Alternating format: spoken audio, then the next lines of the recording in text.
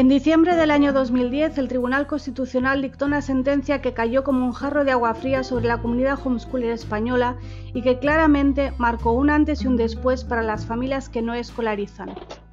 Desde entonces, al menos 6 familias han sido obligadas a escolarizar por sentencia judicial y muchas otras lo han hecho por iniciativa propia cuando han visto iniciados sus procesos. Pero también hay muchas familias, la gran mayoría diría yo, que nunca han tenido ni tendrán ningún tipo de problema a nivel administrativo ni judicial. Lo cierto es que vivimos con la espada de Damocles sobre nuestras cabezas. Algunos viven con auténtico miedo, todos con cautela. La legislación no es clara y la actuación de las administraciones es siempre una incógnita. Vivimos en lo que se llama inseguridad jurídica. Bienvenidos al podcast de Laura Mascaró.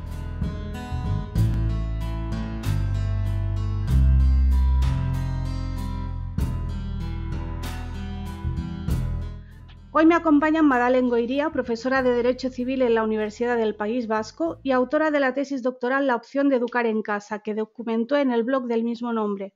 Bienvenida, Madalen. Hola, ¿qué tal? Buenas tardes.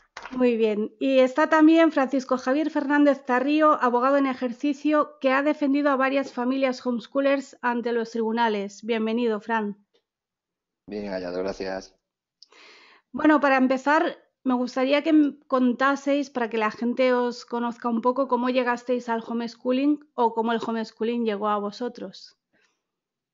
Madalen, ¿las damas primero? Sí. Fue una cuestión que tenía que ver con mi actividad académica puramente, no estaba relacionada con mi vida personal en aquel momento, aunque luego sí forma parte de mi vida personal, pero no en un primer momento. Yo acababa de abandonar una línea de tesis que no me estaba llenando. Con aquella línea es con la que hice la titularidad en la universidad, pero no me llenaba y estaba buscando un tema desesperadamente. Entonces yo no sé si yo buscaba el tema o el tema me buscaba a mí, que igual ha sido un poco de todo, y al final mi director de tesis, que es el catedrático de Derecho Civil bastante conocido, Jacinto Gil Rodríguez, es el que me propuso hacer este tema, porque el que yo planteé en principio era sobre la patria potestad, límites a la patria potestad, que a él le pareció demasiado amplio para una tesis, bien para un trabajo más superficial, pero no para un trabajo en profundidad. Y entonces me dijo, y dentro de los límites, ¿qué te parece este tema de los padres que hacen homeschool? Y ahí me gustó muchísimo desde el primer momento. Y de ahí empecé, esto es en el año 2006. Yo le propuse que lo haría con la condición de que me dejara hacer toda la investigación en un blog para poder acercarme al colectivo. Me dejó y con esa autorización así de inicio, ya en el 2007 abrí el blog y hasta hoy en día, que sigue vivo, ¿no? Y me fascina tanto el tema que yo pensaba que iba a ser una cuestión pues, que acabaría con la tesis y para nada. O sea, el leer la tesis ha sido, no sé cómo decir, un simple trámite que no, una especie de poner junto en papel lo que se había hecho hasta este momento, pero para nada el final del camino. Para Claro, nada. O porque sea, esto yo creo presentaste que la tesis, pero has seguido investigando y sigues con el blog. sí. Sí, porque tampoco al final para mí ha sido tan importante la defensa de la tesis. Ha sido un simple escalón dentro de un camino, o sea, un paso más, un paso más. Para nada la meta. Uh-huh. Excelente. Fran, ¿cómo llegaste tú? Bueno, yo creo que a mí me ha alcanzado directamente el tema en lo profesional, pero en lo personal, curiosamente, yendo de lo último a lo primero, en contacto jurídico con el tema de la educación en casa entró por el tema de la primera familia que se procesa en Galicia, que es la de Marta García en Sada, que peleamos mucho por aquel asunto, pero antes la verdad es que ya estaba muy vinculado a todos los movimientos liberales y de defensa de la libertad individual y reducción del Estado y demás, con lo cual era un tema que me resultaba francamente atractivo. Si a eso sumamos que mi experiencia familiar y personal, sobre todo con el gran ejemplo de mi madre, que es una persona que es maestra y se define maestra, y abandonó la docencia en los centros reglados y se montó su academia hace 20, 25 años, se acaba de jubilar ahora mismo, Pues digamos que yo crecí desde pequeñito viendo los defectos del sistema arreglado y por otro lado como mi madre se dedicaba a complementarlos y a ayudar a los niños y a mejorarlos, ¿no? Entonces todo ese círculo se cerró cuando entró en mi despacho un tema práctico y jurídico como el de Marta para defender la libertad de educación, que me enriqueció un montón, me permitió conocer entre otros a Laura y leer también el blog aquí citado. Y para mí es algo natural y además es algo muy curioso porque yo, por ejemplo, no soy homeschooler, mis hijos estudian en la enseñanza arreglada y siempre digo lo mismo, que eso no ha de impedirte ni un ápice, no ha de restarte ni un ápice de fuerza para defender con contundencia la libertad de otros padres para hacer lo que quieran con la educación de sus hijos. Algo que a veces choca, y me lo han dicho alguna vez en los juzgados, pero que yo no considero nada incoherente. Y además creo que es un ejemplo, como luego si queréis profundizamos, un ejemplo para que la gente se quite ciertos miedos que tiene, ¿no? con este tema. Claro, a Ese mí sería mi sería algo detalle. que me preguntan mucho es ¿dónde voy a encontrar un abogado que defienda lo que yo hago? Bueno, es que no tiene por qué ser un abogado homeschooler, ni siquiera tiene por qué estar a favor en lo que es su vida personal. Tiene que saber hacer un trabajo. Y eso también es algo que Bueno, la gente tiene que saber diferenciar. yo aclaro, no lo practico, pero por supuesto estoy muy de acuerdo con la gente que lo hace y me han demostrado, además con ejemplos prácticos, porque me acerqué al tema por un tema probablemente profesional, con ejemplos prácticos me han demostrado que no hay que tener ningún miedo a ese tipo o sea, que yo no lo haga no quiere decir que no esté a favor, no Ujú. sé si me he explicado mal, Claro, claro. pero sí que me ha servido para abrir la mente de mucha otra gente que me decía, pero vamos a ver, tú no lo haces y ¿por qué lo defiendes? Y explicando eso se ha ampliado mucho también el campo para entender el homeschooling, Muy importante desde mi también punto de eso. vista. No, el miedo, si acaso, tiene que estar en lo que comentaba yo al principio, en la inseguridad jurídica, porque ¿cómo le explicas a la gente? A mí, no sé si a vosotros también os lo preguntan, a mí me preguntan mucho, pero ¿en qué artículo dice que no se puede? O sea, la gente espera que le digas, mira, artículo 25, no se puede educar en casa, y eso no existe. Y eso es algo bueno, yo creo que lo he conseguido explicar bastante bien, pero normalmente a la gente le cuesta. No sé si vosotros os encontráis con lo mismo. Yo siempre empiezo por decir que cómo va a prohibir educar en casa cuando es una obligación. Efectivamente. Sí, Es que no tiene ningún sentido. Es una obligación del 154 del Código Civil. La formación integral de los padres en ejercicio de la patria potestad es una obligación educar en casa. Todo el mundo tiene que educar en casa. Entonces, no tiene sentido que apareciera un artículo en algún sitio que diga se prohíbe educar en casa si un artículo anterior dice que es obligatorio. Obviamente el tema no va por ahí, no va por ahí, sino que va por ¿es obligatorio o no escolarizar? claro. Esa es la pregunta. Entonces, a veces es muy difícil contestar cuando la pregunta está formulada de una manera que no tiene contestación posible, ¿no? Ujú. Yo creo que tampoco hay que escapar a la realidad si es que el principal agente que persigue o que discrimina este tipo de educación es el Estado. O sea, es una interpretación estatista de la educación. Pues yo me harto de decirlo. A mí me ha tocado defender, por desgracia, a la primera familia en Pontevedra, a la primera familia en La Coruña, a la primera familia en Orense, que han procesado desde el punto de vista penal. O sea, Ujú. que yo creo que detrás de todo esto hay un efecto disuasorio, utilizando las vías penales, para, como bien decís, confundir educar con escolarizar. En definitiva, que el enemigo a batir, si me permite la expresión, ¿no? Es esa concepción estatista, ¿no? Y luego, si queréis, entramos en la sentencia del Tribunal Constitucional, pero evidentemente, fíjate la paradoja, hay profesores que se quejan amargamente de que ellos no tienen que educar a los niños, que los niños tienen que venir educados de casa, por ejemplo, ¿no? Una de las cosas que te dicen las mismas personas que luego se ponen en contra de la educación en casa. Entonces, estoy muy de acuerdo. Si no educas en casa, y sobre todo, yo voy a ser un poco polémico para avivar el debate, el educar en casa y sobre todo el concepto de socialización son dos palabras que a mí personalmente me ponen un poco nervioso cuando se utilizan en contra del homeschooling. Bueno, del concepto de socialización, no sé si, Fran, le has leído a Madalen la distinción que ella encontró que había, que es súper interesante. Yo nunca había caído hasta que Madalen lo comentó. Las familias, cuando hablamos de socialización, hablamos de si el niño tiene amigos y si hace actividades extraescolares, ¿no? Y Uh Madalen -huh. cayó en la cuenta de que para la administración no es eso. ¿Quieres contarlo, Madalen? Sí, me di cuenta a través de no solamente escritos de administración, sino sentencias, y circulares también. Se refiere a socialización a que el niño, la niña, tiene que estar expuestos al sistema de valores que establece la Constitución y que está además recogido dentro de las obligaciones del contenido de la educación del propio 27 de la Constitución.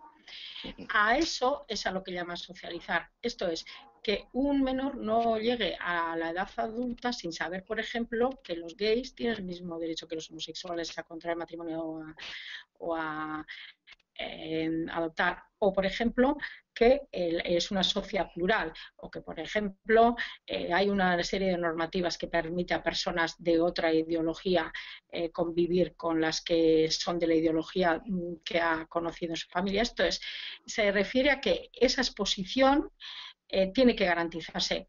En el sistema de educar en casa, la Administración dice que no puede garantizar que esa exposición del menor a esos valores se dé realmente o quede totalmente imbuido y absorbido por un set de valores único, no toda la baraja de cartas, digamos, sino que solamente funcionen con los bastos. Como no lo puede asegurar a través de la educación en casa, le plantea al Estado una dicotomía, un problema de cómo va a garantizar esa socialización. Por eso yo muchas veces a las familias que se ven con procesos de este tipo les recomiendo que insistan, que se pongan en su cabeza la idea de cómo lo ve esta persona de la administración que le está juzgando desde fuera y que le enseñe lo que quiere ver a esa persona de administración, que le enseñe cómo este menor va al monte en un grupo de salvamento, o sea, esto es que realmente no con sus amigos del mismo tipo ideológico, sino abierto a las distintas opciones sociales. Alguna vez puse como un ejemplo, pues fíjate, Podemos en grupo, en pandilla, es un ejemplo un poco insultante, ¿eh? Podemos coger una cuadrilla de 20, ir a palear a un mendigo y luego irnos a socializar al pub. ¡Qué bien socializamos! Obviamente no se está refiriendo a eso, está refiriendo claro. La socialización en este caso es entender que la igualdad de las personas, ¿no? O sea, lo que llamaríamos, yo creo que está muy bien definido por la jurisprudencia como valores indubitados de la sociedad democrática en cada momento. Eso la sociedad tendrá que decir cuáles son sus... Yo hice un ensayo en su momento, un listado de unos valores indubitados, yo creo que lo reduje a 4 o 5, no son más. O sea, no es un gran listado, ¿eh? A mí me sigue preocupando de todas maneras que el Estado monopolice ese concepto de valores indubitados. Tú has citado algunos con los que yo, por ejemplo, estoy en radical desacuerdo y no tengo... Están reconocidos en la ley, ¿eh? Me parece perfecto, pero no creo que el Estado tenga que monopolizarlo. Es decir, el que eduques a un niño, tú has nombrado por decir un tema polémico, el matrimonio entre homosexuales, por ejemplo, por ponerte un ejemplo. Pues yo personalmente no comulgo con ese tipo de valores, pero mis hijos, por supuesto, van a respetar a que no piense como yo. Pero es que esos valores a mí me los han enseñado en casa, desde ese punto de vista. Me aterra un poco que le cedamos esa función al Estado. Te pongo este ejemplo como te podía poner otro que sea de un perfil diferente. No es que el Estado socialice. No es que el Estado me refiero socialice. No es que es una idea, ¿eh? No, me refiero a la concepción que tienen. Es decir, el que a una familia le puedan decir que no está socializada porque no se expone a ciertos valores o sus hijos no se exponen a ciertos valores, pues es que yo creo que las familias están en su perfecto derecho de exponer a sus hijos en los valores que deseen. Otra cosa es que luego puedan socializarse en el otro sentido, es decir, que compartir su vida y su tiempo con gente que piensa de manera diferente. Pero ceder esa capacidad al Estado para que a mi hija o a mi hijo le diga, no, es que esta concepción determinada es un valor indubitado de una sociedad democrática que no sé muy bien quién lo decide, pues a mí también me aterra un poco, te lo tengo que decir con toda la franqueza, Hombre, la sociedad democrática... una vía de agua. Bueno, hay otra cosa también. El Estado podría decidir en qué valores hay que educar a los niños y aún así permitir que los eduques en casa. Es que una cosa tampoco quita la otra. Igual que te pueden decir, te pueden dar un currículum de lengua y de matemáticas, como te pueden dar el de los valores y cualquier otra cosa que quieran, pero que lo puedas hacer en tu casa. Es que son dos temas diferentes ahí que están mezclando. Y luego, por el tema de los valores, a mí también una pregunta bastante típica que me llega es si yo también defendería el derecho de un neonazi de educar a sus hijos en casa. Y yo siempre digo que sí, la gente se sorprende, pero digo que sí, porque además es que además lo creo así, que el que tiene una ideología así, digamos, fuera de lo aceptable, digamos, pienso que si sus hijos son obligados a estar escolarizados, esos padres es probable que luego en casa todavía insistan más en su ideología para compensar, digamos, lo que el niño pueda haber aprendido o escuchado en la escuela. Y en cambio, si lo educa en casa, como normalmente el niño no va a estar todo el tiempo en casa y todo el tiempo con sus padres, que es otro de los mitos, ¿no? El niño encerrado en el sótano que no ve la luz del día, pues el niño tendrá en su casa lo que tenga, pero también estará en contacto con el resto de la sociedad, mucho más tal vez que si fuera la escuela, porque la escuela es una cosa mucho más reducida. Bueno, el tema es muy Y largo. tampoco es ajena a ese tipo de ideologías la escuela, ni muchísimo menos dentro del ámbito escolar. O sea que tampoco tengo muy claro que escolarizarlo le vaya a librar también de esa manera de pensar absolutamente liberticida. No, Hombre, no lo tengo muy claro, porque de hecho la mayor parte de la gente se educa en centros reglados y esas, por desgracia, esas ideologías, pues ahí siguen todavía. Hombre, No se le daría trata de yo, que comparto bastante criterio, la verdad. los ciudadanos tenemos derecho a evitar que ciertas personas con ciertas tendencias y comportamientos pongan en peligro nuestra vida y nuestros bienes. Se trata de eso al final. Por eso. Entonces, la sociedad pretende guardarse a sí misma y activar medidas preventivas en evitación de daños mayores. Entonces, ahí es donde sí que el Estado se arroga a sí mismo la responsabilidad de, en garantía de la seguridad de los ciudadanos, comprobar la adecuada socialización de las personas, pero no que lo socialice directamente, sino que tiene la responsabilidad, por seguridad, de garantizar esa adecuada socialización en beneficio de la comunidad. Al fin y al cabo, los niños de ahora son los adultos del futuro.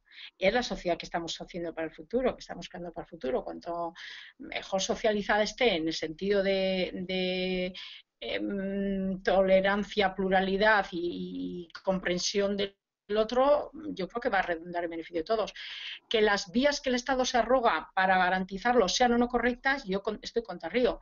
Creo que el Estado no lo puede hacer directamente, ni puede intervenir de tal manera que dañe la intimidad personal y otros derechos tan defendibles como estos mismos, ¿no? Porque a veces también hacemos desvestir un santo para vestir a otro, Cierto. ¿no? O sea, en garantía de tales derechos, pues vulneramos otros. Nunca puede ser. La vía de la garantía de un derecho nunca puede ser la vulneración de otro, que es el problema que para mí el Estado en general, la administración pública, está en este sentido, en prevención y en ejercicio de unos derechos, vulnera otros. Pero es que los derechos para mí son iguales. Yo no creo que los derechos puedan jerarquizarse. Este derecho es más importante que otro y por tanto se sacrifica. Claro, pero el Estado aquí hace un todo o nada. Es como no puedo garantizar que tú enseñes esto, entonces no te dejo enseñar tampoco otras cosas. Arrasa, tabla rasa. Claro, Tabla rasa. que es lo fácil de decir. Como lo de Herodes, como iban a hacer uno que iba a hacer no sé qué, pues para que, como no Matarlos sabemos a quién todos. es, matamos a todos los primogénitos. Es que eso es lo que se está haciendo. O como dicen los ingleses, que están tirando al niño con el agua sucia, ¿no? Exacto. Sí, Bueno, es una tendencia. Al final, además de los valores que hemos entrado de lleno en eso, ¿no? En el debate, incluso en el control académico, en el control curricular, en el control de las materias. No descubro nada, las dos lo sabéis, que sí, el problema que tenemos en la educación es que pretende hacer hombres en masa, en cadena, o sea, acríticos y con todos al mismo ritmo, todos al mismo momento, y que ese es otro de los grandes debates. Yo hace poco recibí una consulta de negaciones de homologaciones de colegios extranjeros autorizados, pues se busca la manera de no homologarlos porque tienen un sistema de educación online que se escapa al control del Estado y tampoco dejan por ahí. Yo creo que es una ansia de control total, una pulsión de control total y absoluta. Cuando además yo siempre digo lo mismo. O sea, el hecho de que haya personas que tengan derecho a educar en casa no significa que al día siguiente se vayan a vaciar las escuelas, porque no es así. Porque la mayor parte de la gente seguirá llevando a sus hijos a los colegios. O sea, el que os habla lleva a sus hijos al colegio y defiende con uñas y dientes que quien no quiera llevarlos y educarlos en casa pueda hacerlo. Yo creo que eso es lo que no le entra en la mentalidad estatista a los burócratas en general, ¿no? A mí me han llegado a decir fiscales directamente, no, si tienes razón y tal, no, yo tampoco lo veo, pero bueno, vamos a mandarlo a juicio y que decidan los jueces, ¿no? Hombre, si un fiscal cree que no hay un delito, lo que tiene que hacer es solicitar el archivo, no seguir hacia adelante. Entonces, tienen esa tendencia a quitarse el problema de encima y a controlarlo todo, ¿no? A no dejar ningún resquicio a que haya una minoría de gente pues que valore otras alternativas de educación. Fíjate que esas alternativas muchas veces, las que se empezaron practicando por los homeschoolers, por lo menos los que yo conozco en España, se están introduciendo esas pedagogías ahora en la escuela reglada sin ningún tipo de problema. Y nadie les pone ninguna pega. Jesuitas en Barcelona tiran las aulas, la pedagogía, se está introduciendo nuevos criterios en muchos colegios reglados y no pasa nada. No pasa nada, nadie dice nada, pero como hagas eso en tu casa, peligro. No, es que a veces cuando oyes lo que algunos piden para la educación pública, ves el listado de características y dices, pues si tú lo que quieres es homeschooling pero en una escuela con un profe, pero pides lo mismo, atención individualizada, educación transversal, por proyectos, sin asignaturas, sin horario, estás pidiendo homeschooling, pero en un colegio, o sea, como un mixto, pero en realidad la esencia es eso. Sí, Didi. El otro día tuve una reunión con gente que está haciendo proyectos aquí en la Comunidad Autónoma Vasca, que nos hemos reunido un número grande de ellos y estamos, organizándonos. Y en un momento determinado comentamos esto. O sea, les parece muy bien todo esto en Finlandia, pero lo tienen aquí y no les vale. Exactamente. Y es exactamente esa situación. O sea, te traigo aquí lo que hay en Finlandia. Estás haciendo miles de artículos, poniendo por las nubes todo aquello que se hace allí, te lo traigo hecho, te lo pongo delante de la cara y no lo quieres ver. Sí. Ese es un problema. De todas maneras, yo estoy muy de acuerdo con vosotros también en esta cuestión, así que veo que estamos llegando a situaciones de acuerdo así de primeras. Eso es bueno. Sí. Volviendo un poco no, quería ir al tema de los juicios, que es un tema que me parece muy, muy importante y que creo que la gente no enfoca de una manera correcta. Me explico. Veo que la gente viene con argumentos pedagógicos. Yo siempre les digo que esto es como un juego de mesa que tiene sus reglas y tienes que jugar con las reglas que hay. Y aquí las reglas es que el fiscal y el juez con lo que trabajan es con leyes, no con pedagogías. Y eso sí me cuesta bastante hacérselo entender a la gente. No sé si vosotros habéis notado también esta tendencia. También hay que decir que Hollywood ha hecho mucho daño con esos juicios en los que la verdad triunfa y todo eso, ¿no? Porque el que tiene la razón es el que va a ganar y no cuenta nada más. Y las cosas no son así. O sea, dentro de un juzgado las cosas no funcionan así. Tienes que darle al juez material jurídico para que se decante a tu favor. Da igual las pedagogías, da igual el que mi hijo tiene que seguir su ritmo y todas esas historias, que es muy, no estoy diciendo que no sea importante, estoy diciendo que no es la argumentación adecuada para un juicio. No lo es, desde luego. Yo, por ejemplo, intento siempre que se deje el activismo en la puerta del juzgado. Tuve algún caso en el que, bueno, al principio porque una de las cosas, siempre en los casos que he llevado en el despacho, primero es que es un colectivo heterogéneo, o sea, no hay un criterio único de por qué una persona educa en casa y con qué criterios y con qué pedagogía. Entonces tienes que contextualizarlo un poco. Los que son más activistas, digamos, yo recuerdo siempre un caso X, ¿no?, que mandaron un montón de faxes al juzgado. Tuvimos la suerte de que el juzgado con una dosis de buen humor dijo devuélvanse por el mismo conducto y no le hizo mucho caso. Pero yo les dije, aparquemos el activismo y vamos a los criterios jurídicos. Pero es un arma de doble filo, porque fíjate que los que he llevado yo aquí en Galicia, sobre todo por la vía penal, la Fiscalía se ha contagiado de ese activismo y nos ha venido bastante bien, porque las fiscalías se han puesto a discutir pedagógicamente en los juzgados y a mí me han llegado a hacer en un juzgado, pues me cuestionaban el criterio pedagógico de la madre, ¿eh? Incluso les querían hacer multiplicar, les querían hacer que se escribían bien o mal. Un fiscal. Claro, sí, eso a los abogados, como nos... Yo he visto también si fiscales examinando. Claro, sí.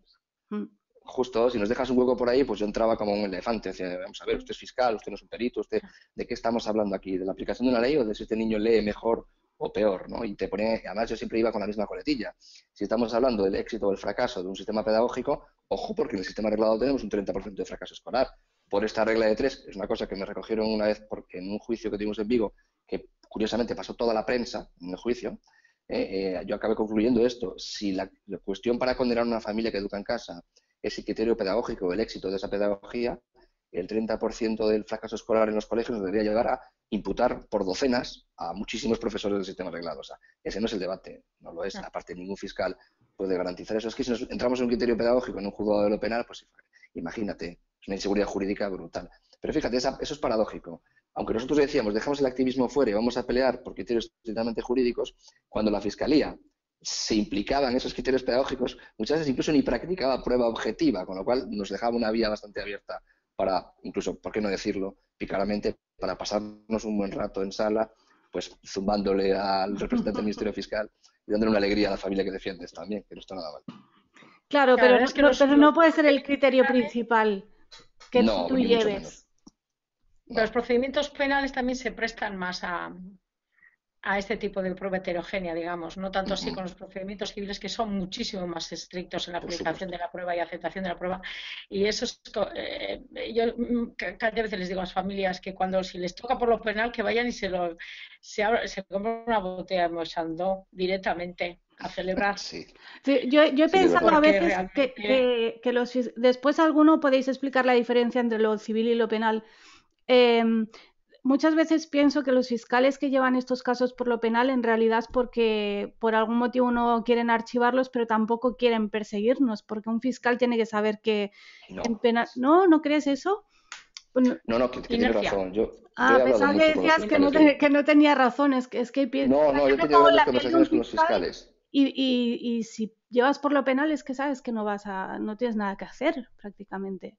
Fíjate, te puedo dar el caso de fiscal que ya no tiene esas responsabilidades, que tiene un cargo muy, muy alto en la Fiscalía de Menores de aquí de Galicia, y realmente a ellos incluso les molestaba. Ellos tenían muchísimos casos de verdaderamente importantes de desatención y de problemas con los menores que les llegaban todos los días, y me llegaba a decir, mira, es que no entendemos cómo la Xunta en este caso nos pasa esta patata caliente cuando el niño tiene un informe del asistente social que está estupendamente bien, que está bien vestido, bien alimentado, que tiene un sistema de educación, que lo que fuere, ¿no?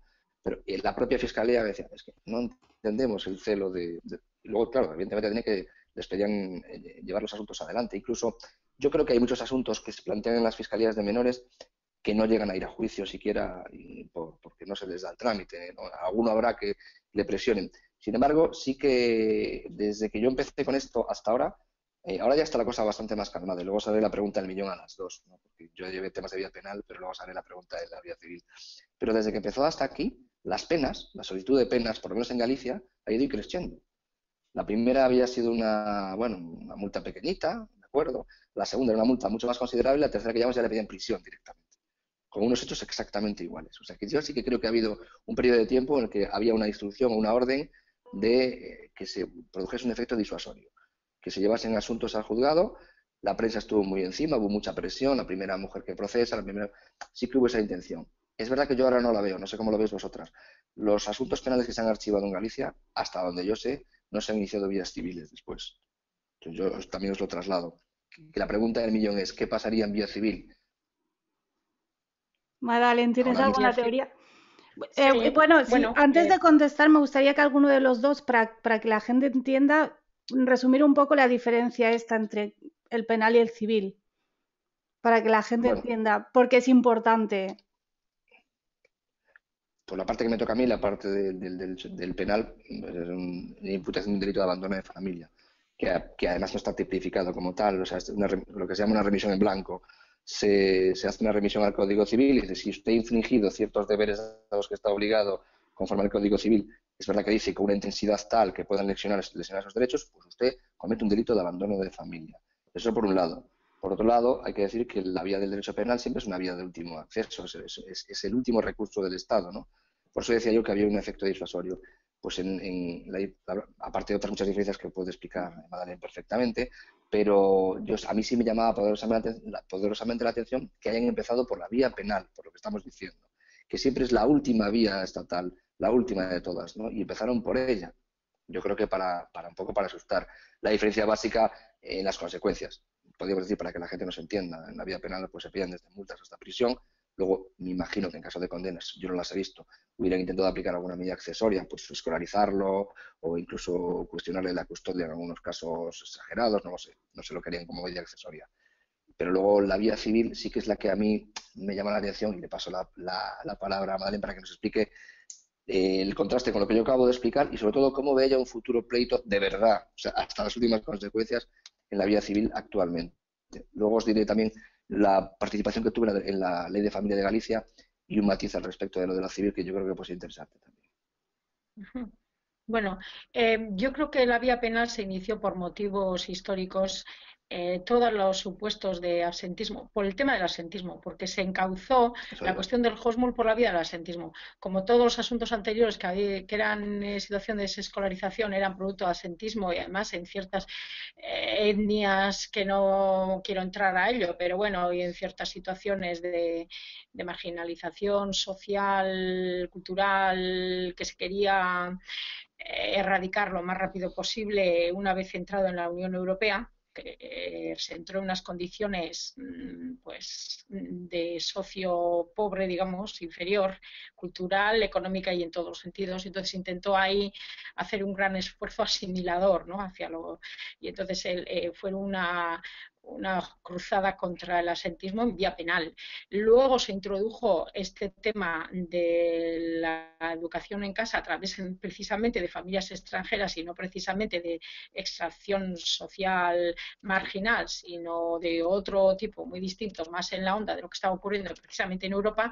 Y sin embargo, la judicatura no supo reaccionar, y lo introdujo por la misma vía que conoce, pero es que eso es porque las cosas de Palacio van despacio, o sea, a la administración le cuesta muchísimo cambiar de rumbo, es como un petrolero que para cuando cambia de rumbo es que casi vuelca antes, ¿no? Entonces, eh, se llevó por pura inercia, porque eran los supuestos que se conocía el 226 del Código Penal, se conocía el 154 del Código Civil y tira para adelante con esto. Y ahí hasta la famosa sentencia, pero fijaros que la sentencia del Supremo, que acaba con la vía penal del 94 y dice clarísimamente, no me vengáis con este tema por vía penal, por lo que tú has Claro, dicho precisamente, Darío, porque es el último recurso. No vamos a andar matando mosquitos con claro. cañones. Bueno, pues siguen por la misma vía y estamos hablando ya de casi no, 20 años después. Pero por eso digo yo que no creo que 20 sea años después por vamos a dar inercia. cuenta de que tienes la sentencia. Entonces, sí, inercia, dificultad de maniobra. ¿Tú crees que es el efecto disuasorio? A mí me parecería el auténtico efecto disuasorio. A mí me parecía la vía que todavía no han intentado, que es la vía administrativa. Multa al canto, que es el tema de Alemania. En Alemania no andan ni por lo penal ni por lo civil.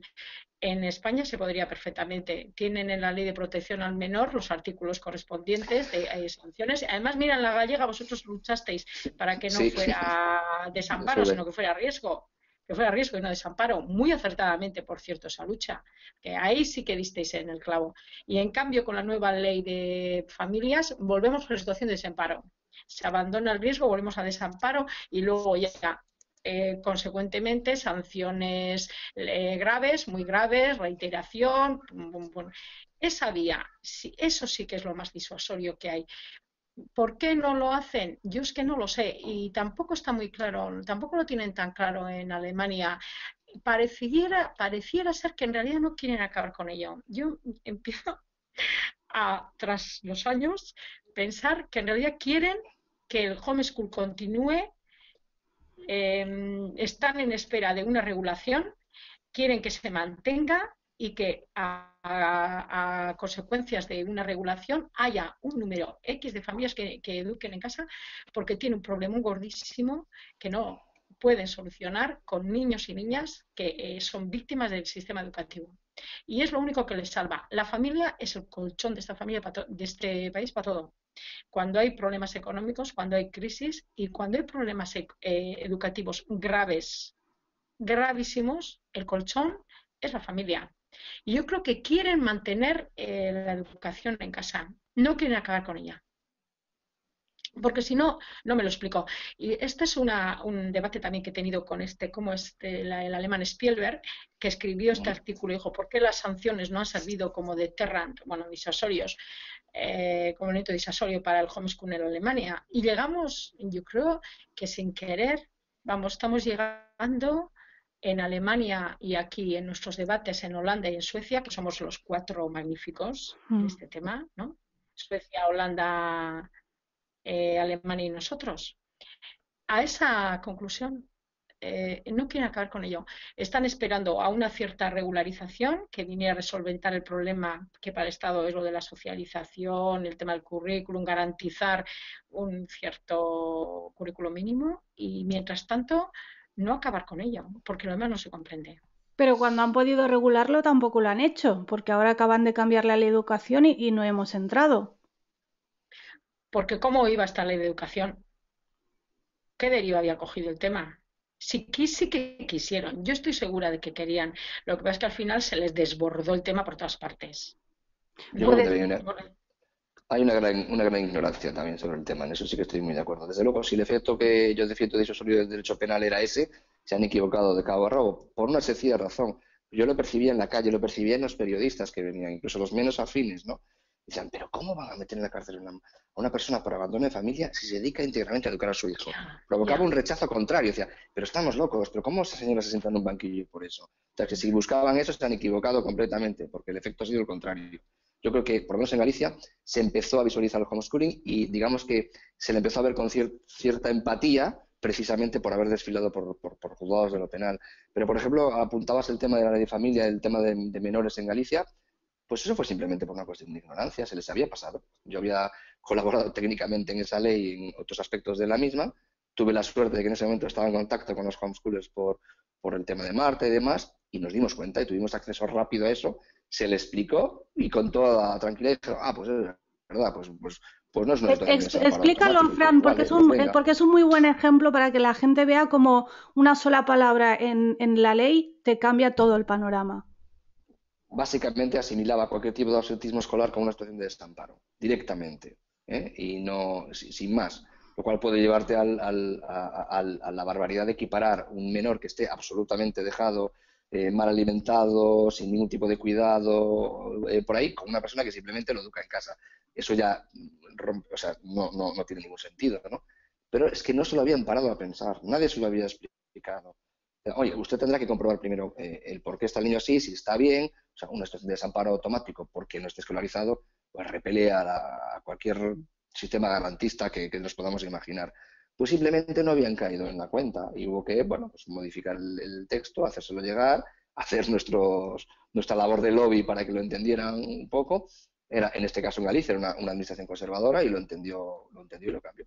Pero yo creo que Y de hecho, le atribuimos... cuando yo Dime, fui a dime. reunirme con los diputados en Galicia por el tema de esta ley Uh-huh. y les pregunté si sabían cuál era el tema del que quería hablarles, y la respuesta a mí me dejó fría y con ganas de salir corriendo de allí, porque me dijo, sí, me suena haber visto algo en las películas de los Amish.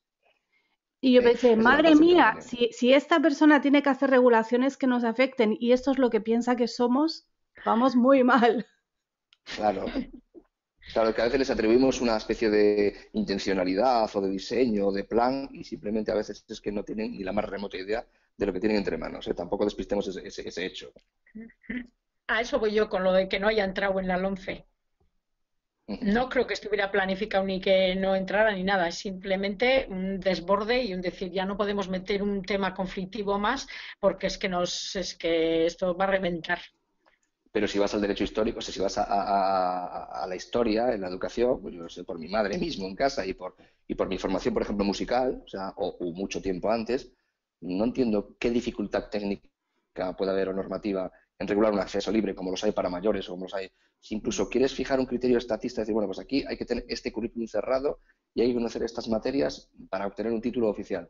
Vale, de acuerdo. Eso implica que tengamos que tenerlo todos a la vez o al mismo ritmo, ¿no? Si ya existía, las escuelas antiguamente eran así.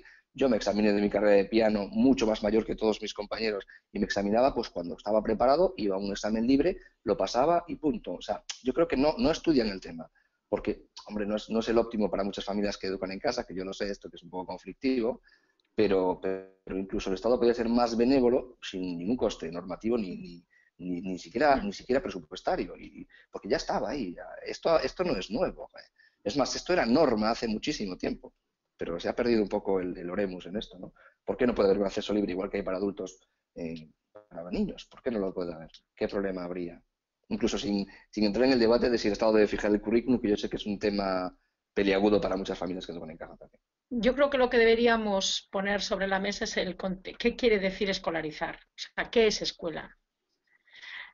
Entendemos todos como un edificio con maestros dentro, con tal, Claro. o sea, tenemos un concepto tan anticuado, Es que la cuestión es si tan obsoleto de lo que es una escuela. Una escuela puede ser un campo, puede ser una relación virtual. No tiene por qué tener ni siquiera materialidad. Es un acontecimiento, es algo que sucede. En la escuela lo que sucede es que la gente aprende. es Pero que lo que estamos la viendo cuestión es que en la escuela lo que estamos viendo es que se produce una actividad de enseñanza. Entonces, Ujú. alguien está enseñando, no sabemos si alguien aprende o no, lo único que sabemos es que alguien está enseñando. Y nada más. Y se ha convertido del aprendizaje en la enseñanza. O sea, hemos cambiado el sujeto protagonista de la Ujú. actividad. Nunca el protagonista de la actividad de formación puede ser el enseñante. Y yo entonces lo que muchas veces planteo, y ahora que están en trámites de aprobación de una ley vasca de educación, y estamos ahí un poco a ver qué podemos hacer, yo desde luego me plantearía, y desde luego no puedes, esto cualquiera que oiga sabe que está el nivel autonómico y el nivel de orgánico, ¿no? Entonces ahí hay una cierta jerarquía. Y yo lo que planteo es, vale, lo que nos mataba era, tanto en la LOA anterior como esta, el 11, como el anterior, lo de la enseñanza básica que comprende 10 años de escolaridad de 6 a 16 años. ¿Estamos de acuerdo en esto? Sí. Es lo que nos ponen siempre. Mm. Yo estoy diciendo, ¿y qué es escolaridad? Porque podríamos decir, y perfectamente una ley autonómica podría decirlo, escolaridad podría ser escolaridad a distancia, escolaridad puede ser a tiempo parcial, escolaridad puede ser compartido el hogar con un centro escolar, escolaridad puede ser muchas cosas, incluso puede ser el hogar escolarizador. Claro, es que lo Perfecto. fundamental y en lo que no se suele entrar nunca es que estamos ante una obligación de medios o de resultados, porque esa es la cuestión, ¿no? Sí, O es una sí. parte de la cuestión, si la educación, la obligación esa de Sí. escolaridad Es de es una medios. obligación de medios, Es de entonces, medios, Laura. claro, Es de para la medios ley ahora para mismo es de tonta. medios, pero no, yo creo que no debería ser así, que debería considerarse de resultados, que es lo que pretendemos conseguir y hay muchas vías para conseguirlo. Sí. Fran no está Pero de es de acuerdo, medios. está poniendo cara de que no. No, no, sí, sí, estoy de acuerdo, pero son muchas cosas. Comparto mucho eso, que se ha reducido el término de escuela a aula, básicamente. O Eso, sea, eso es es. así. Y luego se ha identificado educación con Estado, que a mí personalmente me También. horripila también. Es un término que me horroriza, ¿no? Y yo creo que hay otras alternativas perfectamente factibles. Insisto, lo de el término escolar. Hay una frase en la famosa sentencia del Tribunal Constitucional, en la interpretación que hace del derecho a la educación, lo que mete dentro del derecho a la educación, los conceptos que mete y la garantía que le da al Estado, o digamos la jerarquía que le da al Estado para garantizar ese contenido que mete, a mí me parece horripilante. Yo os lo adelanto. A partir de ahí todo es un desarrollo natural del Estado y normativo. Si no cambiamos esa concepción, no vamos a ningún lado. Es así de sencillo. El derecho a la educación, desde el punto de vista del Estado, no puede incluir ciertas cosas. Yo creo que eso es evidente. Y esa sentencia nos machaca en ese sentido. Si queréis hablemos de ella. Y poco más puedo decir. Lo de obligación de medios o de resultados. Es que si vamos a una obligación de resultados, pues deberíamos cargarnos la educación estatal directamente. Pues los resultados de la educación estatal en todo el territorio español pues son perfectamente descriptibles, ¿no? Ni siquiera con eso, con esa evidencia, son capaces de abrir la vía a una educación alternativa. A mí eso A mí lo de verdad me desquicia. Yo tengo un asunto, una consulta hace unos cuantos meses de una persona a la que le reconocían que no eran capaces de darle solución a un problema bastante grave que tenía el menor, no eran capaces de darle la solución, pero tampoco le dejaban educarlo en casa. O sea, le reconocían privadamente que el Estado no podía hacerse cargo de ese niño en las circunstancias de atención especial que tenía y no obstante no le permitían educarlo. Eso es un fracaso social estrepitoso. A mí lo de resultados me da miedo, ¿eh? Debo A mí reconocer también. que muchísimo miedo, porque por ejemplo, vamos a ver cuáles son los resultados de aprendizaje de un niño con síndrome de Down profundo. ¿Dónde los metemos? No, claro, pero ahí Cuando sale hay tantísimas diferentes capacidades, es que los resultados nos llevan a una trampa, que es la estandarización de los Justo. tests. Y ahí, eso sí que casi prefiero la obligación de medios, te lo juro, casi prefiero ir con los medios, hacer buenamente lo que podamos, porque si nos metemos en ese callejón sin salida, ahí van a salir perdiendo siempre los de siempre, ¿eh? Bueno, pero la de medios también Tampoco, estamos perdiendo porque solo se está admitiendo un único medio. Entonces, estamos igual, en realidad, en el Mm. mismo Hay callejón. que abrir esa puerta Claro. abrir la puerta de los medios. Y cuando se habla de que pues eso lo mismo decíamos, o sea, ¿qué medios me obligan a mí en casa a educar? ¿Quién dice cuál es el nivel educativo, formativo que tiene que alcanzar este menor? ¿Quién le ha hecho un seguimiento tan cercano como para poder eso además judicializarlo? Es imposible, no es leer, escribir. Lo que he dicho antes, con un niño de síndrome profundo que le estoy educando en casa, ¿qué tiene que saber? ¿Multiplicar con 6 años o qué tiene que tener que saber? ¿Cómo? ¿Por qué? pero sin ningún ¿Quién me tipo, obliga a eso? pero el ritmo de aprendizaje no tiene tampoco nada que ver con un tipo de Nada. discapacidad intelectiva, nada. O sea, hay gente, yo convivo con compañeros míos en la escuela que tardaron en leer muchísimo, se reían de ellos incluso, hoy son ingenieros, pues, estupendamente trabajando. Si aplicamos ese criterio, yo se lo decía a un fiscal una vez en un juicio, oye, es que el hijo de su representada escribe mal con mayúsculas y minúsculas. Digo, bueno, pues si quiere le traigo toda el aula, le hago una selección de colegios y le explico cuál es el ritmo que lleva cada uno. Si nos ponemos así, pues el que escriba con V, el profesor está procesado. Es una locura entrar Es una en realidad. esos criterios.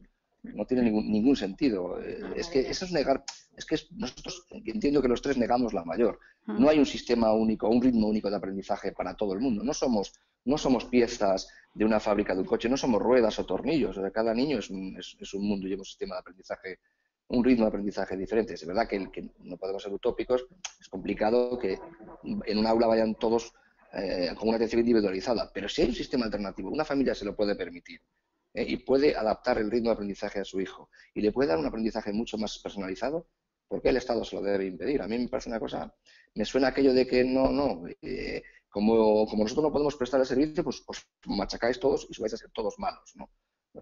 Me parece, bueno, respiro por la vena antiestatista, ya lo sabe Laura, entonces cada vez que tocamos ese tema me pongo bastante nervioso. No lo entiendo, no encuentro razonamiento lógico. Si hay una alternativa mejor para un menor, ¿por qué el Estado dice que no? Y el caso este que os comentaba en el despacho era sangrante. Y mi madre, mira, os voy a contar una anécdota personal de mi madre hace muchísimos años, muchos, muchísimos. Como bien dije antes, mi madre tenía una academia donde digamos que hacía una enseñanza integral, era maestra, les enseñaba de todo, ¿no? Y intentaba pulir un poco los defectos que había en el sistema. Les dejaron un niño con un grado de autismo determinado. No había manera de que ese niño se adecuara al ritmo de los demás, de aquella tampoco se sabía muy bien cómo hacerlo, es verdad, fue hace muchos años. Mi madre consiguió pues, unos grandes avances con el niño a base de estar con él 24 horas e intentar adaptarse a cómo quería aprender el niño. Lo obligaron en aquel momento a meterlo en una escuela especial. Mi madre luchó mucho para que no lo metieran en aquella escuela especial porque era un oxímoron, ni era escuela ni era especial, era donde metían un cajón desastre donde metían a todos los niños con problemas, independientemente del grado de autismo, de discapacidad, era un poco como aparcar un grupo de niños del sistema normal y veríamos cómo se. Y luchó mucho por eso. Y siempre me contó una anécdota que a mí me emociona recordarla, que pasado el tiempo, ese niño, pues en aquel momento los padres cedieron, lo metieron en esa escuela, tuvo un retroceso muy, muy, muy grande. Mi madre lo encontró unos años después, un par de años o 3 después. El niño se acordaba, vino corriendo a abrazar a mi madre y aún se acordaba de los poco tiempo que había pasado con ella y había tenido un retroceso brutal, brutal. Pues a mí eso me quedó grabado a fuego. Yo creo que es un ejemplo clave, ¿no? Pues muchísimos años después me encontré en el despacho con un caso parecido. No hemos avanzado absolutamente nada. Y esa escuela especial en la que querían meter a ese niño con ese grado de autismo no le garantizaba ni muchísimo menos la atención personalizada que necesitaba. Lo que sí le garantizaba al Estado es que tenía un problema menos en un aula. Y eso es terrible, terrible. Y pasa hoy en día, hay que decirlo, porque pasa. Sí, 2 casos hubo además en Castilla-León, creo, a cuenta de familias que se Sí. negaban a llevarles a... Y no les han dejado el derecho, ¿eh?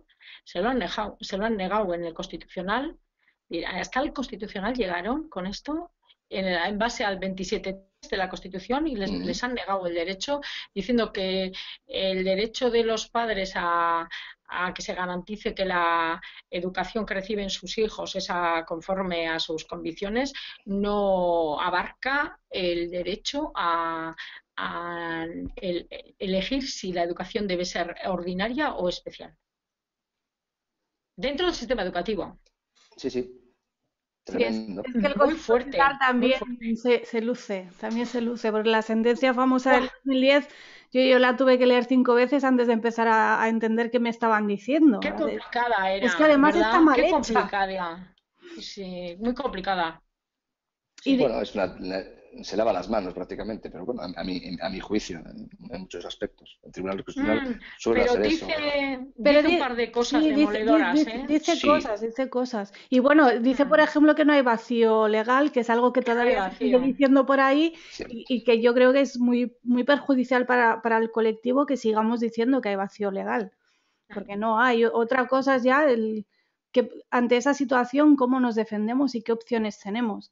También desde esa Y define muy sentencia. bien mm, Y define muy bien el ámbito de libertad de los padres, siguiendo la de Conrad en el Europeo de Derechos Humanos, que es básicamente consiste en elegir un centro de entre los que hay disponibles, si no están de acuerdo, crear su propio centro educativo y, en tercer lugar, educarles en extraescolar o en horario extraescolar y en vacaciones. Ujú, Y eso ujú. lo dice muy clarito, muy clarito. Y la ¿Por qué? interpretación de lo Porque que aplica directamente la teoría europea. Mm.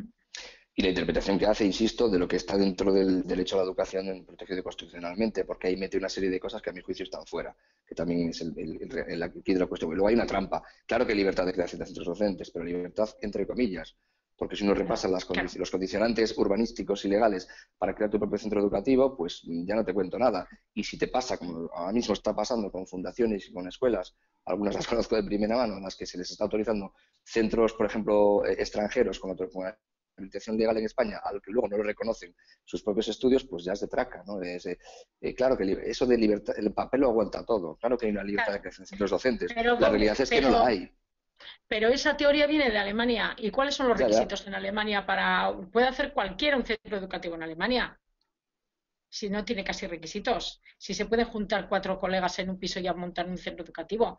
Claro, pero aquí esa es la no. sentencia, ahí está. Lo que han hecho es traer directamente, además, una sentencia importada de Alemania a un contexto en la que la formación de centros no tiene nada que ver con el lugar de origen, pero han conseguido que prácticamente esa sentencia, como de hecho fuera inexpugnable para su recurso al Europeo de Derechos Humanos, consiguió esa función y, bueno, sí que dice, luego también habla de que el derecho a la educación corresponde El titular del derecho es él, evidentemente. es del menor, no es de los padres. No, no, no, Ya. no corresponde a los padres. No son los titulares del derecho a la educación los padres, la titularidad es del menor y entonces el Estado puede defenderlo contra los propios padres, Pero ese eso es derecho. una falacia. Es evidente que No, el pero ha hecho titular, una construcción legal impecable ahí, ¿eh? Que bueno, es difícil de atacar en ese sentido. bueno, pero que el titular del derecho sea el menor, que es una cosa que se puede incluso Mm. discutir, aceptar, pero ¿en qué medida puedes eliminar? O sea, yo me hago siempre la misma pregunta. ¿Por qué el Estado te garantiza mejor ese cumplimiento que tus propios padres? ¿Por qué delegar esa función en el Estado? Que es al final lo que nos trae a todo esto, ¿no? Pasa con la adopción y pasa con muchas otras cosas también. El titular del derecho a la educación es el menor. Vale, muy bien, vamos a aceptar esa máxima. Pero ¿por qué lo protege mejor el Estado que su propia familia? No lo puedo entender. No, o sea, no lo puedo entender, lo puedo entender, pero no tiene ningún... Impecable jurídicamente, pues sí, a lo mejor desde el punto de vista legal, pues Mm. es coherente, más que impecable, ¿no? Puede Mm. ser coherente. Bueno, El resultado puede ser terrorífico, pues con esos argumentos todos sabemos lo que ha pasado en otras épocas con la educación. Si juntas a esto lo que hablábamos antes de qué metes dentro del derecho a la educación, ¿qué es eso que comentabas tú de valores indubitados en una sociedad democrática? Pues junta eso que comentabas con lo que acabamos de decir de quién es el titular del derecho y quién lo garantiza mejor o quién lo debe proteger, y tenemos un cóctel totalitario explosivo. Así, la vía abierta a que puedan educar a tus hijos incluso contra tus propios valores, sin ser estos unos valores extraños. Y os vuelvo al ejemplo anterior. Yo no digo que tengas que irte a un ejemplo extremo. Yo no, si educas a tu hijo en valores nacionalsocialistas o racistas o machistas, llámale como quieras, bueno, tiene pase. Pero es que no nos dejan ni la más mínima... O sea, hay un aspecto de ingeniería social evidente. Si juntas los dos aspectos que estamos hablando, puede que vivas en un país que respete los valores democráticos o puede que no. La vía legal dependerá mucho de quién esté legislando en ese momento. A mí me da mucho miedo eso. No sé si me he explicado bien o lo he mezclado todo un sí. poquito. No sé cómo lo veis, Bueno, pero... luego también, y no hemos mencionado la base de la sentencia, porque la base de la sentencia, la pregunta que se hacía era la obligación, la escolarización Sí, obligatoria sí. vulnera el derecho tal, tal, tal, y dice clarísimamente que no. O sea, que dice muchas cosas, ¿eh? Dice muchas cosas, dice clarísimamente y tajantemente que no, que la vía de la escolarización obligatoria es una de las opciones que tiene el Estado Claro, en virtud del 27.4 que le permite hacer el diseño del sistema escolar, ha decidido que el sistema escolar sea este y tiene perfecto derecho a hacerlo. que si le das la vuelta, que es lo que solemos decir mucho nosotros también, por eso decía lo de lavarse las manos, quiere decir que, a mi juicio, yo lo interpreto que sería perfectamente constitucional que la opción legislativa fuese otra. Claro, es que También lo de A hecho eso dice, me, a eso me el también refería lo cuando... dice, Claro, no, Constitucional no, le sin está darle pasando ninguna vuelta, la lo pelota dice, al claro, legislativo, lo dice claramente. justo. claro, y Claro, dice, Luego, esa es una de las opciones, claro, pero mientras tanto pero no, nos deja sin opciones a las familias o a las familias que se las vean con problemas judiciales. Nos deja sin opciones porque se están agarrando todas las fiscalías y todos los jueces a esa sentencia. O nos veis, queda la vía de la presión social, de organizarse, de los lobbies y de intentar cambiar la regulación. claro, eso por Básicamente una está diciendo, parte, usted quiere cambiar esto, pero que mientras eso no pase, o sea, ¿qué esperanza le das a la familia que está denunciada y que acaba en un juicio y sobre todo a la familia que acaba en un juicio civil? ¿Qué esperanza le das a esa familia? Ese es el problema ahora mismo.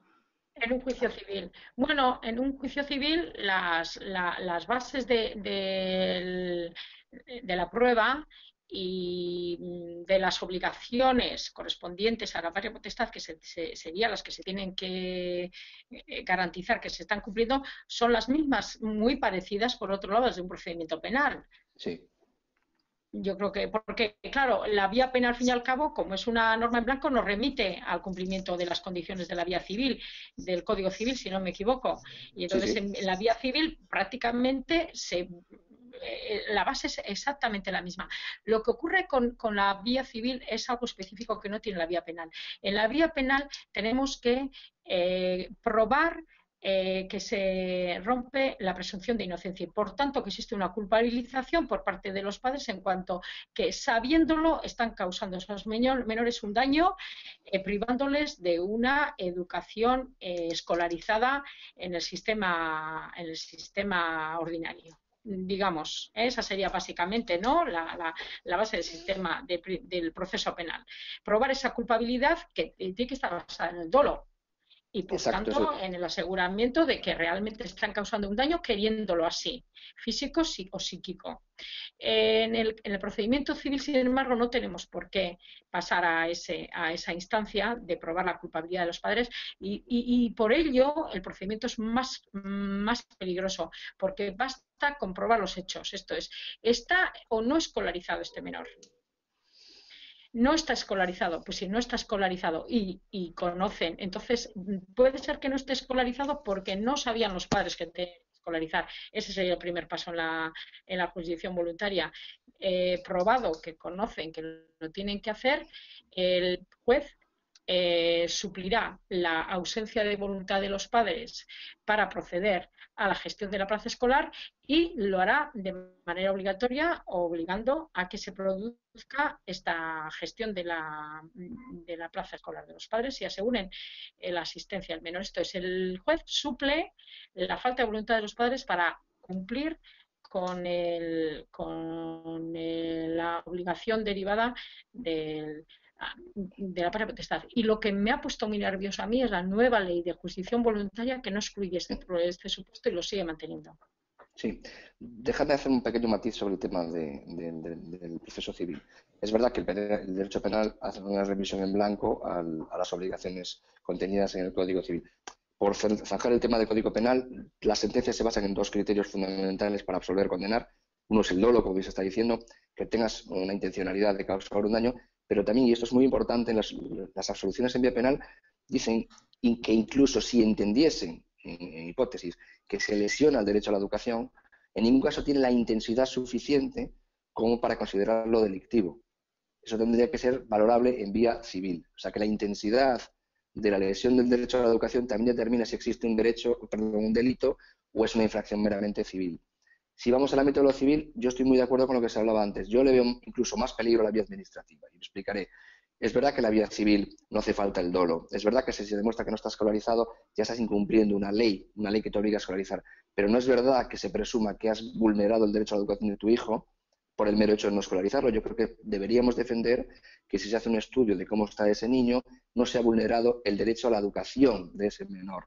Cuestión diferente si has vulnerado la obligatoriedad de escolarizar a ese menor, que yo creo que es donde estaría el peligro. Yo creo que en vía civil sí podríamos argumentar y defender. Luego ya sabemos lo que puede pasar en un tribunal. Te pueden dar la razón o no dártela, pero nos debemos aferrar a que no se incumple, o sea, no se lesiona o no se vulnera el derecho a la educación de los menores. Se está educando y no se le está lesionando ese derecho a la educación. Otro debate será si yo me salto una norma que me obliga a educarlo en un centro determinado bajo una ley determinada. Y ahí creo que se está actuando de una manera muy civilina por las fiscalías, porque yo ya he visto cómo antes de iniciar una vía civil se le requiere para que escolarice a sus hijos, con lo cual estamos incumpliendo un requerimiento oficial y estaremos en una desobediencia o en una vía administrativa más severa. Quizá también eso demuestra la posible debilidad de una vía civil pura, sin ningún tipo de requerimiento en el que tú te procesan o te intentan obligar a hacer una cosa por el mero hecho de no escolarizar a tu hijo. Es que desde el momento en que te ponen medidas cautelares, que solo puede ser una, claro, que es la escolarización del menor, ahí ya poco tienes que argumentar, porque ya claro, una cosa sería decir, pues tienes el juicio civil y puedes argumentar y puede que el juez te diga, vale, quédate en casa.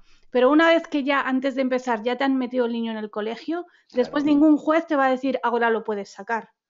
Para que nos entendamos. Yo quería puntualizar una cosa. Hay una situación especial, ¿no? De un niño que tenga una deficiencia especial o que se pueda demostrar que en ese colegio, como pasa muchas veces, se desescolariza, no solo por un motivo ideológico, activista, o porque quieras una mejor pedagogía para tu hijo, sino porque muchas veces ese niño realmente sufre y está teniendo un problema serio dentro de ese colegio. Yo quería puntualizar una cosa sobre la vía civil. Dentro de la vía civil no se incluye solamente los artículos correspondientes del Código Civil, sino que también se incluyen los artículos correspondientes de la Ley de Protección del Menor, que en este momento establece como obligación de los padres la gestión de la plaza educativa escolar, como obligación de los padres, y además no solamente eso, sino también la obligación de asegurarse una vez gestionada esta plaza escolar de que están asistiendo regularmente. Esto es, incorporan dentro de las obligaciones de la patria potestad que aparecen enunciadas como la formación integral del menor de manera generalizada dentro del Código Civil, incorporan obligaciones desde otros ámbitos, pero los incorporan al proceso, los incorporan al proceso civil. Y entonces meten dentro del proceso civil la obligación de escolarización, a través de la obligación de gestionar la paz escolar. Y ahí entonces sí que podemos acabar solamente discutiendo eso. Yo siempre intentaría, si fuera un procedimiento civil, desde luego, si se planteara por jurisdicción voluntaria, yo lo que intentaría es volverlo contencioso. Esto he hablado con algunos abogados de la zona y hemos llegado a que debería ser de manera escrita, por escrito, oponiéndonos expresamente como a ser simplemente, o sea, oponiéndonos al proceso, presentándonos como parte interesada y volviendo al procedimiento contencioso. Una vez de volverlo contencioso, vamos a tope de prueba, porque es que en el procedimiento por jurisdicción voluntaria prácticamente la prueba es limitadísima, se limita simplemente, los padres aparecen solamente como testigos, no son parte del procedimiento. Parte del procedimiento solamente el Ministerio Fiscal o quien lo haya lanzado, si fueran unos familiares los que lo han puesto en marcha. Los padres son solamente testigos que tienen que decir si han procedido o no a la gestión de la plaza escolar. Si fuera que no, luego también los niños también les pueden tomar declaración como testigos. De la misma manera, sobre todo les preguntan si les gustaría estar en la escuela en vez de estar en casa. Y luego, posteriormente, yo en un proceso civil a tope ya contencioso, con una buena variedad de pruebas, iría a lo que tú vas, Darío, a demostrar que no se está produciendo ningún daño sobre el menor y que las opciones educativas de los padres de formación integral van más allá de esto y probarlo que se está... Pero ya tendría que ser no en un procedimiento de jurisdicción voluntaria, que la verdad es que no lo veo yo ahí, sino en un procedimiento civil contencioso. Pero no son ninguno de este tipo. Solamente se han dado procedimientos en recurso ante la audiencia provincial, pero no genuinamente en primera instancia, sino en recurso con la prueba ya planteada, sin revisión de pruebas, simplemente mirar si la sentencia era correcta o no. Entonces, claro, ahí con la misma limitación de prueba que llevaba, o sea, que el recurso al procedimiento de justicia voluntaria va dañado ya de base por ausencia de prueba. Suma eso la limitación de la alegación de valoración de error en la valoración de la prueba en una segunda instancia, que como sabes es limitadísimo. Se hunde todo. Complicado. Entonces, a través vía apelación no podemos ir a un procedimiento, como tú decías, un procedimiento civil en condiciones. No sé si estás de acuerdo conmigo. Sí, creo que el único procedimiento civil en condiciones sería, empezando por jurisdicción voluntaria, sería volviéndolo contencioso en primera instancia, oponiéndonos a él y presentando toda la prueba. Es que no hay otra opción ahora mismo procesal con garantías, entre comillas garantías, de una defensa plena. Entre comillas, por supuesto. Nos estamos poniendo muy técnicos. Nos estamos quedando sin tiempo también. Perdón. Entonces, para terminar, yo os quiero pedir a cada uno un consejo práctico para las familias, del que queráis según lo que más os encontréis con las familias que os consultan. ¿Quién se anima a empezar? Cedo la palabra aquí gentilmente y con un poco de picardía para ver por dónde va para adelantar. A ver. Un consejo, sí. Yo es que igual estoy demasiado consejosito y les mareo. Entonces, tendría que seleccionar de todos esos consejos. Yo, uno que ha dicho Tarrillo antes, y esto no es... hay que dejar el combativismo político a un lado y hay que seguir por una... Estamos hablando de defensa legal, ¿verdad? Sí, sí. De la defensa legal, sí. No tenemos que convencer ni a la Fiscalía ni al juez de que lo que estamos haciendo en casa es mejor que el sistema escolar. Ni que el sistema escolar no funciona, ni de que ya lo dijo Holt y ya lo dijo Ivan Illich y han dicho muchos pensadores todo esto. Eso no le vamos a convencer de nada de todo eso. Es una pérdida de tiempo, es una pérdida de energía y hay que ir a convencer de que nuestros hijos en concreto estos están mejor aquí que en la escuela. Simplemente eso, con mucha sencillez, con mucho... con los pies sobre la tierra, olvidando las teorías, olvidando todas esas cosas que hemos leído en tantas páginas web, en internet, que nos hemos vuelto locos, no. Ir al ABC de este niño, esta niña, está mejor conmigo, por estas razones, que dónde está, donde quieren ustedes que esté. Perfecto.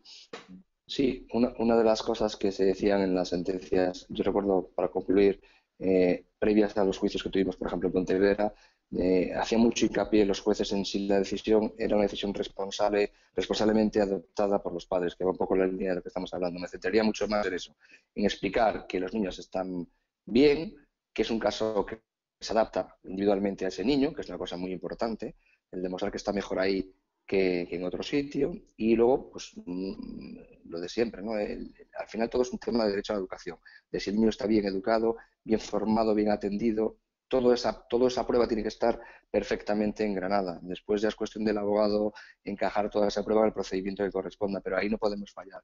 E insisto, cuando uno llega a un juzgado tiene que dejar el activismo en la puerta y saber que tú no puedes ganar una partida de ajedrez si vas con las normas de la OCA. Es así, por desgracia es así, y es la labor gris que nos toca a los abogados, dejar incluso la pulsión de activismo que tenemos muchas veces, ¿no? Y vestirnos la toga del pragmatismo. Y eso es a veces lo más difícil en una cosa tan sensible como esta. Y creo que voy a decir una cosa que igual Tarrio también estará de acuerdo. Y muchos papeles. Por supuesto. Informes, papeles, informes, firmados por cuanto más sellado por instancias administrativas oficiales, mejor, con más sellos de tinta de esos que vienen ahí con del secretario de este. Todo eso les encanta. O sea, a la fiebre hay que alimentarla de papeles oficiales. Y después, si me permites, Laura, antes de acabar, si me permites un segundito, hay que explorar con calma, pero con profundidad, las alternativas de creación de centros, que yo creo que es una alternativa a corto plazo creo que es la alternativa más viable que puede haber y la que más puede convencer a la administración. Darles un poquito de lo que quieren para poder hacer mucho de lo que queremos dentro de un centro alternativo, digamos.